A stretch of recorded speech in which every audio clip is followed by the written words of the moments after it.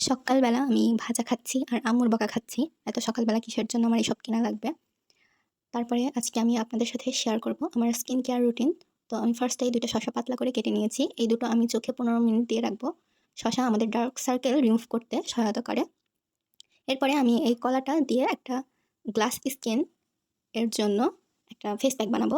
কোরিয়ানরা এত কিছু করে, আপনাদের এত কিছু করার কোনো দরকার নেই। কলাতে প্রচুর আয়রন আছে কিন্তু আমার পছন্দ না। শুধুমাত্র স্কিন কেয়ারের জন্য আমি নষ্ট করব না। তাই খেয়ে এতটুকু কলা দিয়ে সামান্য পরিমাণ মধু নিয়েছি। অপচয় করার কোনো দরকার নেই। অতিরিক্ত মানুষের মতন ভিডিওতে যেমন দেখায় যে ১ চামচ করে মধু দিবেন, ১ চামচ করে এটা দিবেন, সেটা দিবেন। এত কিছুর কোনো প্রয়োজন নেই। আর কোরিয়ান গ্লাস স্কিন পেতেও এত কিছুর প্রয়োজন নেই। মাত্র এই কলা আর মধু দিয়ে আপনারা স্কিনে যদি ১৫ মিনিট লাগিয়ে রাখেন তাহলে অনেক উপকার পাবেন। কারণ কোরিয়ান ব্র্যান্ডের প্রোডাক্টগুলো অনেক প্রাইস, যেটা আমাদের মধ্যবিত্ত ফ্যামিলির মেয়েদের এফোর্ড করার মতো টাকা নেই। একেকটা ২-৩ হাজার করে। তারপরে আমি একটু পেয়ারা খেয়ে নিয়েছিলাম মুখে ফেস প্যাকটা লাগিয়ে। তারপরে মুখটা সুন্দরভাবে ধোয়ার পরে আপনারা অবশ্যই ডাবর গুলাবারি গোলাপ জলটা দিবেন। এটা রোজ ইউজ করলে আপনাদের সকালে আপনারা উঠে দেখবেন আপনাদের স্কিনটা অনেক সফট হয়ে গেছে। এটা রেকমেন্ড করার কারণ আছে, কারণ এই গোলাপ জলটা বেস্ট। এটা আপনার ৪ মাসের মতন আপনারা ইউজ করতে পারবেন। অনেক ভালো। আর অল্প, অল্প করে ইউজ করলেই হয় গোলাপ জল রোজ রাতের বেলায় মুখটা ক্লিন করার পরে।